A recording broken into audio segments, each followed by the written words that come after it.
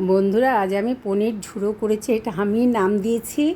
আর তেজপাতা, গরম মশলা ফোড়নে দিয়ে ডালটা হাফ ভাজা হলে তারপরে কিন্তু আলুটা দিলাম।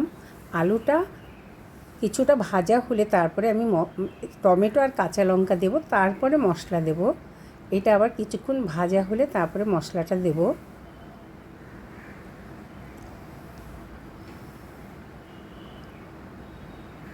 কাশ্মীরি লঙ্কা আছে, জিরে আছে, আর হলুদ আছে। নুন মিষ্টি আপনাদের স্বাদ মতন দেবেন।